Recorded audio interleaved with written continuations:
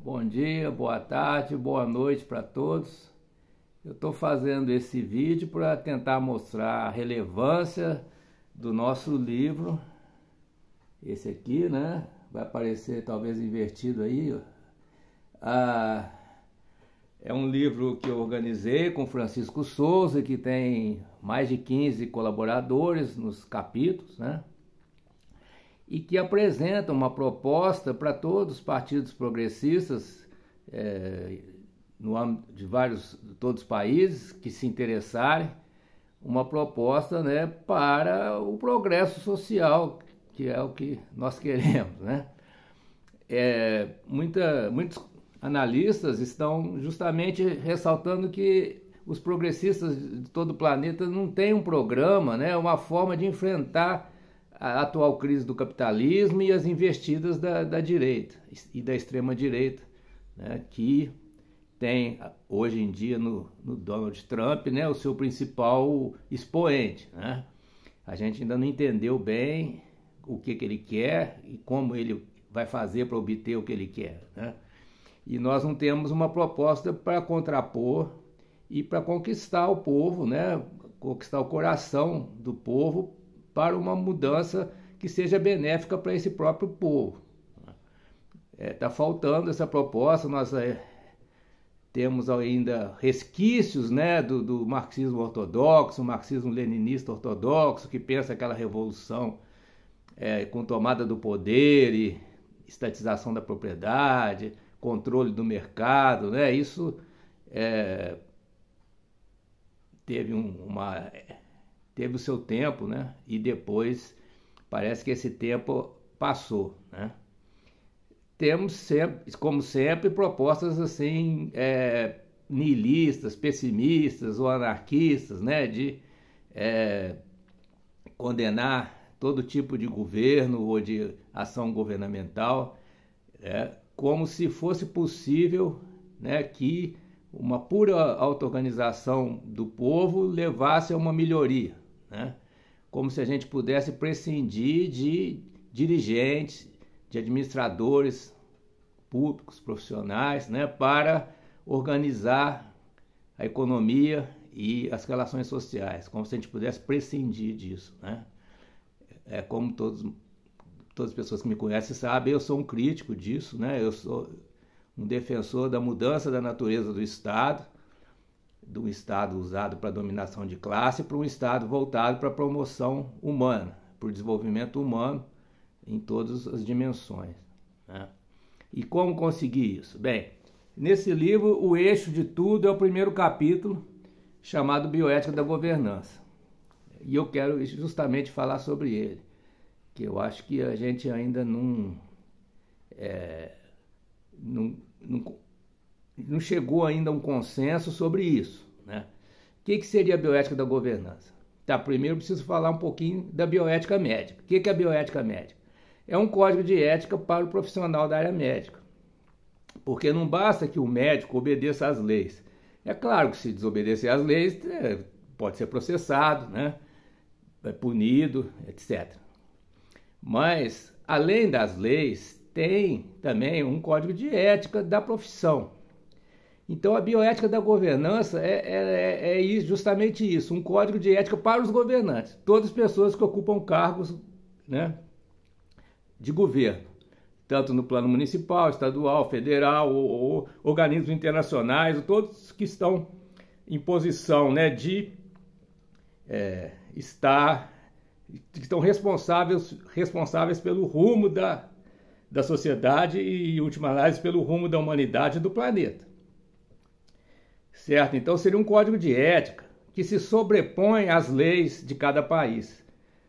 Esse código de ética ele é baseado em documentos da Unesco, tá? Que muitos dizem que já era. Eu não penso assim, não. Eu acho que nós temos que efetivar os bons princípios de direitos humanos, né, liberdades democráticas, Estado de Direito e respeito, né, a uma certa ética, que a gente está chamando de bioética porque é uma ética para promover a vida. Não só a vida humana, mas toda a vida no planeta, né? Aí entra a questão ambiental, né? Os governantes eles estão responsáveis também pelo planeta, né, por causa da questão ambiental. Não é apenas uma questão de promover a vida humana, embora o caminho para promover a vida em todo o planeta passe, né, pela promoção da vida humana, porque a sociedade que a gente está se referindo, que está sendo administrada por esses governantes, é a sociedade humana, né? Mas essa sociedade tem uma série de relações com as outras espécies e com o ambiente físico, né, que a gente também tem uma influência muito grande, né? Certo? Então, o que é a bioética da governança? É um código de ética para todos os governantes, né? De tal modo que, se eles não cumprirem essas diretrizes éticas, haveria uma forma de demiti-los. Mesmo sendo pessoas eleitas pelo povo, o povo poderia demiti-los antes do final do mandato, caso eles cometam ações prejudiciais à vida, né? Como, por exemplo, um genocídio, né? Um governante que promove genocídio, ele deveria ser imediatamente deposto pelo próprio povo que o elegeu. Ou no caso aí da Covid-19, em que, né, determinados governantes, como o próprio Trump e aqui no Brasil Bolsonaro, eles tomaram ações, né, contrárias ao uso da vacina e com medicamentos falsos, né, que deveriam levar imediatamente essas pessoas a serem demitidas, depostas desse cargo de governo, porque um governante tem que ter princípios éticos, não pode fazer o que quer. E o que está acontecendo hoje em dia no plano internacional? Nós temos grupos que manipulam a internet, né, as interações digitais, virtuais, né, para chegar no poder. Então isso já é antiético, né? Esses grupos esses partidos que têm esses candidatos e que usam esses métodos, teriam que ser limitados ou até punidos por isso, né? Não se pode usar determinados métodos antiéticos para chegar no poder. Mas agora com o Trump a coisa está pior, né? Ele está usando métodos antiéticos e até ilegais, né, para administrar o Estado e usar o Estado para finalidades privadas dos grupos que o apoiam, até de ganhos financeiros, né? E usando criptomoedas, por exemplo, né? Isso entra em conflito com a bioética da governança. Isso e muito mais que acontece por aí. Então, se houvesse no plano internacional, através dos organismos internacionais, né, com apoio popular, claro, uma bioética da governança, qualquer país em que os governantes, ou qualquer estado, ou qualquer município em que os governantes têm ações contrárias à vida, eles seriam imediatamente depostos, né? Então essa que é a base de toda a proposta nossa no livro, né? E aí isso vai ter uma série de desdobramentos, tá? Mas a base é essa, né? O grande problema dessa nossa proposta, eu reconheço, é como implementar essa bioética da governança no plano internacional, porque a gente para implementar, já teria que ter princípios éticos na cabeça e na prática das pessoas, né? Porque se as pessoas não têm princípios, se as pessoas têm uma prática predatória e de exploração, de manipulação dos outros, né? Por que elas adotariam a bioética da governança? Parece ser uma situação sem saída, mas a saída, mas existe a saída, né? No livro a gente cita isso, né? Tem pesquisas que mostram, né, que se a sociedade se organiza para evitar os predadores, os aproveitadores, os manipuladores, todo mundo sai ganhando. É o chamado jogo de soma positiva, né? Então, é um mecanismo de autodefesa da sociedade né, existir uma bioética da governança. Isso todo mundo vai sair ganhando, a não ser aqueles aproveitadores, aqueles exploradores, manipuladores, né, que vendem um peixe que é falso, né, um peixe podre, né, enganam as pessoas para chegar no poder e depois prejudica as próprias pessoas que os elegeram, né? Esses vão sair perdendo, mas a grande maioria do povo que está lutando pela sua qualidade de vida, ou até simplesmente para sobreviver, ou lutando pela saúde ambiental do planeta, para que a vida humana possa continuar existindo, todo mundo vai sair ganhando com a bioética da governança. Então seria uma espécie de um pacto, de um contrato. A bioética da governança seria uma espécie de um contrato de todos, né, para isolar e punir aquela minoria de menos de 1% que se aproveita da boa-fé das pessoas para enganá-las e explorá-las, né? Então é isso, eu acho que é viável, tá? Só que a gente tem que ter esse objetivo, né, de construir isso, porque isso não vai acontecer espontaneamente, não, tem que ter grupos de pessoas organizadas, junto às instituições educacionais, principalmente, né? Ter um esforço de todo o sistema educacional, liderado talvez pelas melhores universidades públicas do planeta, para implantar esse código de ética, haver um consenso internacional, né, e uma mobilização da população para a adoção desse código de ética por os governantes. Porque para os médicos isso já acontece, já existe, né, a bioética médica, já existem os conselhos que fiscalizam os médicos que fazem bobagem, né, e punem, né? Então, por que isso não pode acontecer para os governantes? Tem que acontecer, senão a humanidade vai para o buraco. Não podemos estar na mão de gente como Trump, ou Bolsonaro, ou Milei, ou outros que, né, enganam o povo com certas propostas que depois prejudicam a vida do próprio povo que o elegeu. É uma espécie de fraude política, né? É uma fraude política, a gente tem que evitar isso. Não pode esperar acabar o mandato e aí eles ainda vão manipular tudo para serem reeleitos ou para eleger os seus comparsas, né? Isso tem que ser cortado já na hora do modo mais rápido possível. Então precisa ter esse entendimento de todos do que cabe eticamente para o governante fazer, né? A gente não pode dar margem para eles nos enganarem, nos explorarem, né? A gente tem que ter esse entendimento, e isso é no plano ético, tá? Porque isso vai além das leis, né? Você pode ter golpes bem dados dentro da lei, usando informação privilegiada, mas de um modo que ninguém consiga provar que usou informação privilegiada, né? Ou se conseguir provar, essa pessoa é silenciada, como foi o caso aqui no Brasil do Banestado, né? Muitos políticos usaram informação privilegiada para ganhar dinheiro especulando com o dólar, né?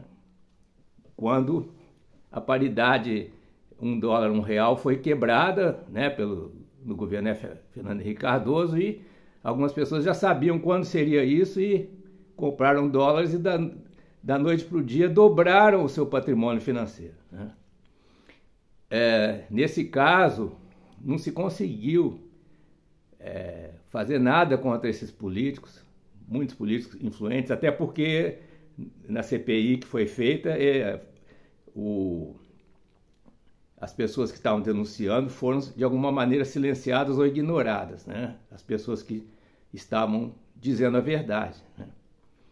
Então a bioética da governança é para evitar, assim, falando de um modo muito rústico, né, evitar que os maus ganhem, né? Que os aproveitadores, os fraudadores, né, aqueles que agem de modo antiético, evitar que eles vençam. A gente tem que fazer alguma coisa para isso, senão eles vencem e se tornam, né, eles definem o rumo da história, eles se tornam os vencedores e nós os perdedores, a grande maioria do povo perdedora. Mas se não se faz nada para que a vontade popular se imponha, né, para isso vai ser preciso criar certos mecanismos digitais, tá? Aí essas coisas todas são tratadas no livro. Tem essa parte de, né, existir um sistema público de informação que dê suporte a isso, às ações do povo, né? Tem a parte de política econômica, financeira, política monetária, porque para o Estado poder atuar para o desenvolvimento humano, ele tem que ter soberania, ele tem que fornecer, ter soberania para emitir e distribuir o dinheiro para aquelas atividades consideradas importantes para o desenvolvimento humano. Não só atividades produtivas, como atividades também de distribuição de renda, tipo renda básica, né? Aqui no Brasil tem o Bolsa Família, que é um precursor de uma renda básica, que nunca chega, mas tem que chegar, um dia tem que chegar, né? A Bolsa Família tem que virar renda básica e precisa de muito dinheiro para isso. E de onde vai vir esse dinheiro? Não vai vir dos impostos, né? Tem que emitir. O Estado tem que ter soberania para emitir o dinheiro e usar o dinheiro para fazer os seus objetivos sociais de benefício para o povo, promoção da vida humana, para torná-los efetivos, para realizar as coisas. Sem dinheiro não tem como, né? Então, um dos pontos da bioética da governança é esse, a disponibilização de dinheiro para que os objetivos sociais humanos se efetivem. Senão, fica só no blá blá blá. Se o Estado não financia, por exemplo, recuperação de áreas degradadas, vai ficar só na conversa, né? Assim como no passado, né, certas questões de infraestrutura no Brasil só foram resolvidas com a a ação do Estado, né? Os agentes, os capitalistas, os agentes privados não têm interesse naquilo que não dá lucro imediato, né? Para eles sobreviverem, eles têm que ter lucro. Então, né, tudo aquilo que vai envolver o desenvolvimento humano, em última análise, vai ter que ter uma contribuição do Estado, um Estado popular. E para esse Estado não se omitir nisso, aí precisamos da bioética da governança, colocando, né, uma questão ética. Se o Estado tem o monopólio da emissão da moeda, né, ele tem que emitir e disponibilizar essa moeda. Ele não pode se omitir. Mesma coisa na área de segurança. Se o Estado tem o monopólio da força, ele tem que exercer essa força para proteger a população, né? Porque senão o que acontece? Vai surgir as milícias, né? Vão surgir uma série de organizações criminosas que vão também usar a força e o Estado perde o controle. Agora, se ele tem um monopólio da força, ele tem que exercer essa força para garantir a segurança do povo. O povo está dependente do Estado para ter seguranças na medida que o Estado tem o monopólio da força, né?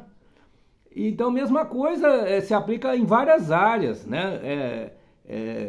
A bioética da governança, ela coloca uma série de imperativos para os governantes, de atuarem, por exemplo, contra a fome, né? Essa questão da segurança alimentar.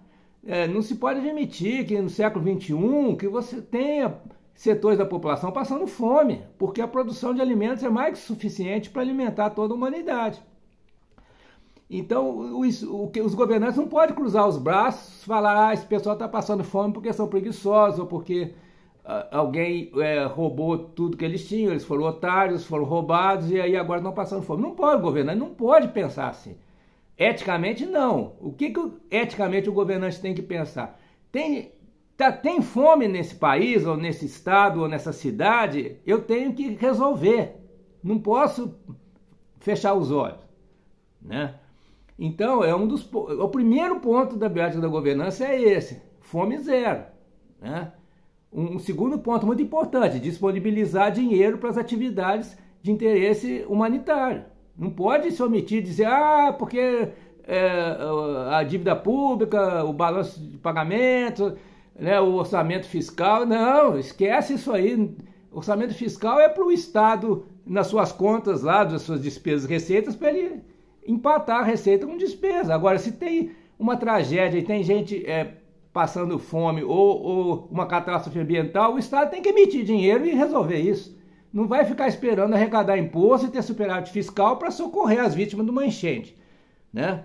Então, tem que haver, se o Estado que tem autoridade monetária, ele não pode se omitir de emitir o dinheiro para as coisas que a sociedade precisa para a vida humana, né? Questões essenciais. Não é emitir dinheiro para fazer show sertanejo, não é emitir dinheiro, né, para dar um super salário né, para os juízes ou para os parlamentares. Não é emitir dinheiro para isso, é emitir dinheiro para cuidar da vida humana, para combater a fome, né?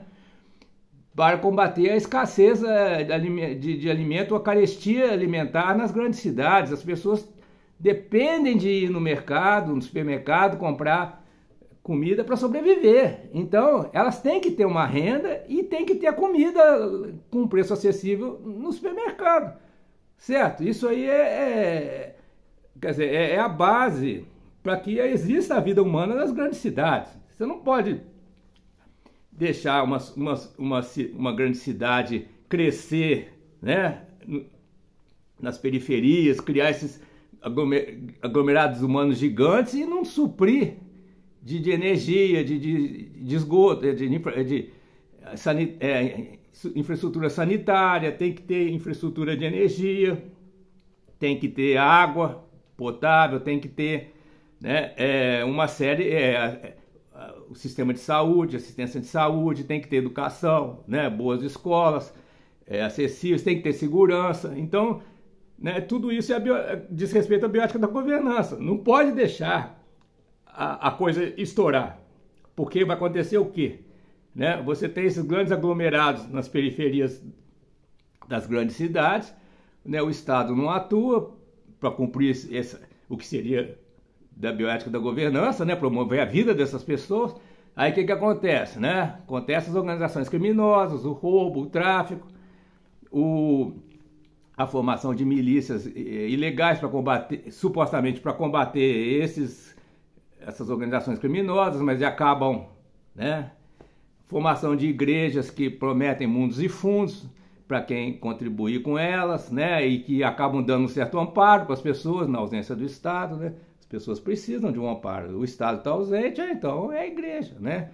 E aí essas igrejas são manipuladas para eleger determinados candidatos que são, né, fraudes políticas, né? E o povo elege, né? E aí piora mais a situação desse povo, né? Então, são 12 princípios, tá, da bioética da governança que, se fossem bem firmados, melhorariam a vida de todos, né?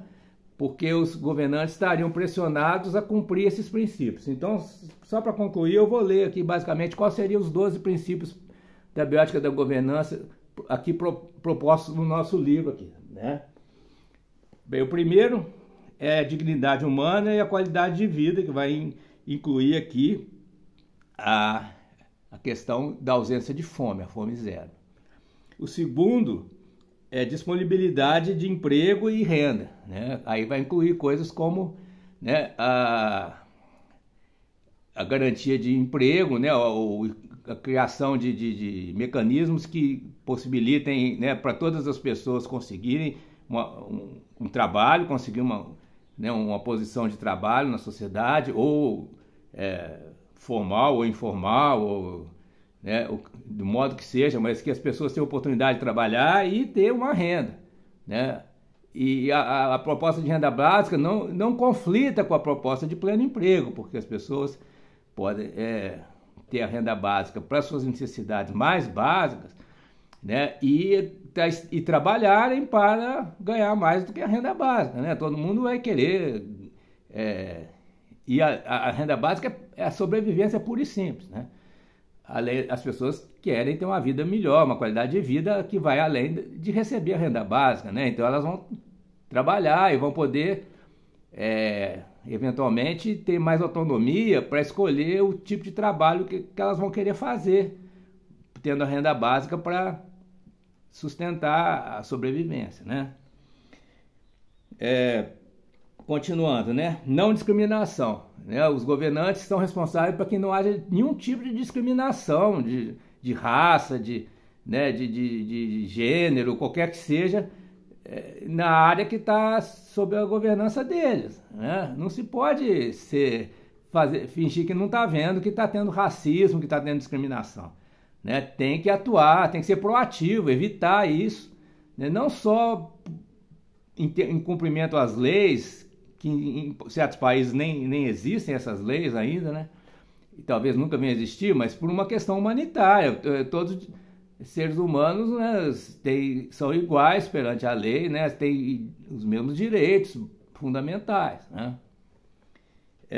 Não poluição. Então, se está havendo poluição, não se pode fechar os olhos. Tem que combater, né? Mesmo que uma determinada empresa esteja pagando seus impostos, esteja cumprindo certas regras que tem, né, de descarte, de resíduos, etc. Tudo, mas se apesar disso ainda está causando poluição, e a gente conhece vários exemplos assim, né, não pode deixar passar, porque as pessoas estão sendo prejudicadas por essa poluição. Né? Acesso à água, né, que é um recurso escasso né, não se pode, por exemplo, privatizar a água que uma população usa, né? A água tem que ser um bem público e acessível a todos. Né? E então, mesmo que se privatize uma empresa de água e esgoto, mas tem que continuar tendo uma supervisão dessa empresa para que ela esteja fornecendo a água para todos, né? Todos nós precisamos de água, né? Direito à educação, né? Acho que nem preciso comentar muito isso aqui, até da própria Constituição brasileira, né? Direito à saúde, aí nós temos o SUS, mas tem que dotá-lo de verbas, né? Suficientes, né? Para evitar as filas, né? Evitar os privilégios, evitar que o SUS seja usado por grupos privados para seus próprios interesses, né? Tem muita coisa a ser feita ainda. A disponibilidade de energia, né? Aí tem o caso dos apagões aí por negligência dos governantes, né? Não pode haver apagões, né? Tem que ter energia disponível e tem que haver também um planejamento disso aí. Não pode só privatizar as empresas de energia e deixar que o mercado, a lei da oferta e da procura resolva tudo. Não, vai acontecer o apagão. Veja o que acontece em São Paulo, capital. E, finalmente, a questão da mobilidade, né? Bem, certos tipos de mobilidade, de migrações são ilegais, né? Então não dá para defender isso, né? Se é ilegal, não dá para a gente defender, né, que se existe uma lei anti-imigração, né, e alguém viola essa lei, não dá para a gente defender esse ato de violar a lei, mas a gente tem que defender a pessoa, né? As pessoas que estão nessa situação, né? Então, tem que haver uma defesa da vida humana que está no meio dessa situação. Não defender o ato ilegal, mas defender a pessoa que precisa de uma solução para a sua situação, né? Preservação da biodiversidade, estabilidade dos ecossistemas. Isso também é dever dos governantes, porque a ciência, né, a ciência biológica nos mostra que sem condições ecossistêmicas, a vida humana vai ser colocada em risco, ou muita gente vai sofrer com isso. Então, ao cuidar da vida humana, também é preciso cuidar do ecossistema que a gente está inserido, né? Isso é um imperativo que as ciências nos trazem, porque o senso comum não percebe isso, né? Mas a médio e longo prazo, a vida das pessoas está em risco se o ecossistema entrar numa fase caótica, no mau sentido do termo caos, né? De instabilidade e eventos nocivos que podem decorrer dessa grande instabilidade que está se formando. Então, para cuidar da vida humana, também precisamos cuidar do ambiente, do ecossistema. E, finalmente, respeito e suporte por práticas e conhecimento das comunidades. Isso aqui talvez seja o item mais negligenciado de todos, inclusive pela esquerda, né?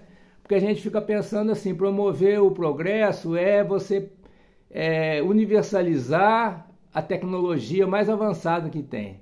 Não é, né? Nós temos que respeitar a história dos povos, né?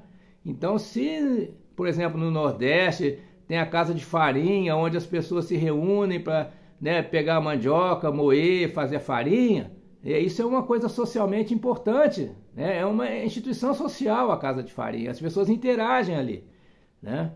Então, você pegar, colocar uma máquina para substituir o trabalho humano para fazer a farinha de mandioca, você vai estar destruindo aquela comunidade, né? Então, os governantes têm que olhar para as pessoas e ver quem é esse governado, qual é a história dele, quais as competências que ele tem. Você tem há pessoas que têm uma grande intimidade com a terra, né, com a enxada, né? A enxada é demonizada no agronegócio, mas para uma agricultura de pequena escala, tem pessoas que têm uma habilidade de cultivo, né, de lidar com a enxada, de semear, de colher. Mas nós temos que usar essas habilidades das pessoas, pensar as pessoas tais como elas são, com a história delas. Não dá para você pegar uma pessoa dessa, colocar numa sala fechada e dar um curso intensivo de inteligência artificial e transformar essa pessoa num programador de computação. É um absurdo isso, né? Isso não pode ser... quer dizer, o projeto de desenvolvimento humano em cada local do planeta tem que partir da situação atual das pessoas, das habilidades que elas têm, das competências que elas têm, para desenvolver isso e propiciar para essas pessoas que elas tenham mais autonomia e resultando numa melhor qualidade de vida. Não é vir de paraquedas, né, e jogar um modelo de educação, um modelo de indústria ou de interação pela mídia, ou, né, por meio de máquinas, né, de computadores, etc., em cima das pessoas. O que não exclui que se use o computador, evidentemente, né? Os povos originários lá da Amazônia usam o computador, né? Não tem problema nenhum, mas eles não estão abandonando as suas tradições ao usar o computador.